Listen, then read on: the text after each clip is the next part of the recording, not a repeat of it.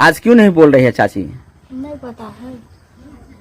जब आपका बेटा ही एक्सेप्ट कर लिया है कि हम अपने भतीजा का मर्डर किए करके फेंक दिए हैं पोखरा में, तो अब उनसे ही पूछताछ होगी तभी पता चलेगा। आप नहीं बोलिएगा।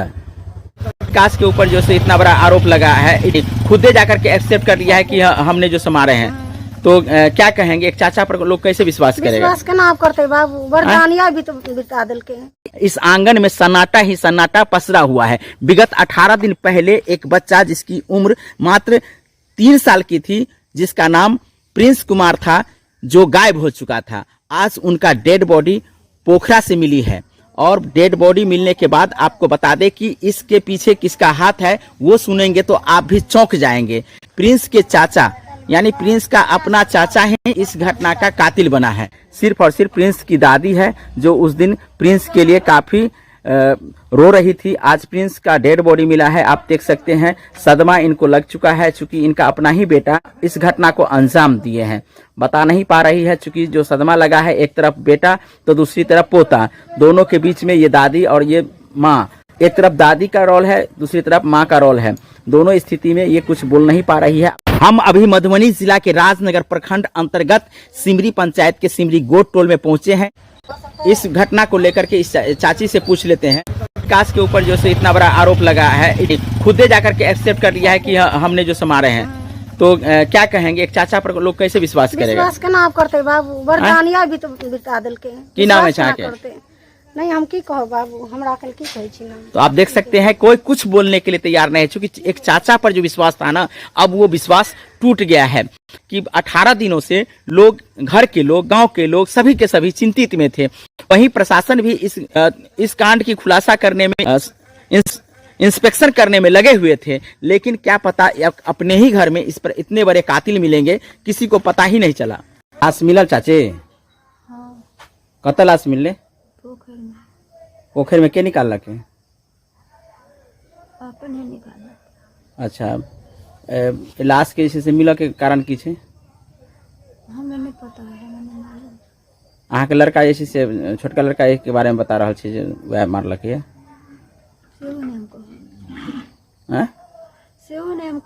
की करें?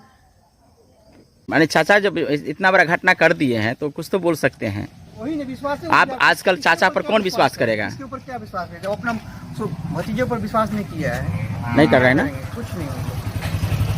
तो आप देख सकते हैं ग्रामीण भी कुछ बोलने के लिए तैयार नहीं है, क्योंकि एक चाचा और भतीजा का जो रिश्ता होता है आज वो तार तार हो चुका है।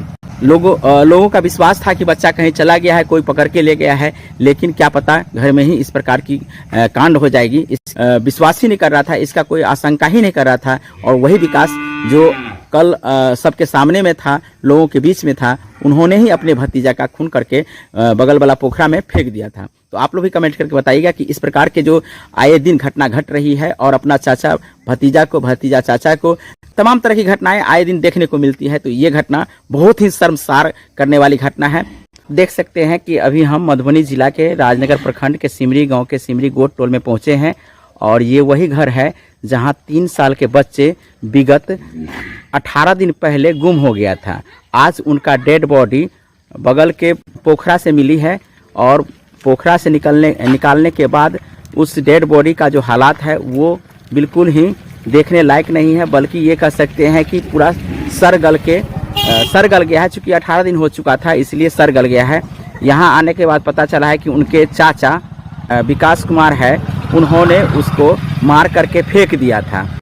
विगत 18 दिनों से लगातार खोजबीन जारी थी, लाश नहीं मिल रही थी। लाश नहीं मिलने के बाद विकास कुमार कल अपने से राजनगर थाना में पहुंच करके इस बात की पुष्टि की है।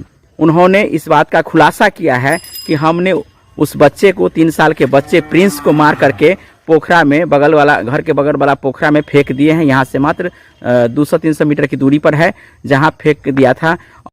आपको बता दें कि विकास कुमार कल ही जाकर के, कल दिनांक 6 नवंबर को राजनगर थाना में जाकर के अपने आप को सुपुर्द किए हैं, अपने आप को सरेंडर किए हैं। सरेंडर करने के बाद उन्होंने इस घटना की खुलासा किए हैं। बता दें कि विकास कुमार प्रिंस का चाचा है, अपना चाचा है, और जिस दिन ये घटना घटी थी उस दिन ही विकास को पकड़ के पुलिस प्रशासन ले गई थी, लेकिन पुलिस प्रशासन को पुख्ता सबूत नहीं होने के कारण उन्हें छोड़ दिया गया था। आज हम पुनः इसके घर पर पहुंचे हैं। यहाँ से डेड बॉडी को पोस्टमार्टम के लिए मधुबनी सदर हॉस्पिटल भेज दी गई है। घर पर पूरा सन्नाटा है। इससे पहले जब आप आते तो यहाँ डेड बॉडी लेने के लिए राजनगर थाना पहुंची थी, उसके साथ ही यहाँ काफ़ी भीड़ लगी हुई थी। तो आप देख सकते हैं कि जिस प्रकार से यहाँ घटना घटी है, विगत 18 दिनों से इस गांव में कोहराम मची हुई थी और छोटा बच्चा जो मात्र 3 साल का था वो नहीं मिल रहा था, जिसके लेकर के इस घर में कोहराम मची हुई थी। लेकिन क्या पता कौन आज के बाद कौन चाचा पर विश्वास करेंगे, कौन भतीजा को अपने बेटे को अपने भाई पर सौंपेंगे। इन तमाम बातों को लेकर के हम आज मधुबनी जिला के राजनगर प्रखंड के सिमरी पंचायत के सिमरी गोट टोल में पहुंच करके इस घटना का खुलासा किए हैं। उनकी दादी से फिर से एक बार पूछ लेते हैं कि आखिर उनका बेटा ही उनके पोता का कातिल कैसे बना है।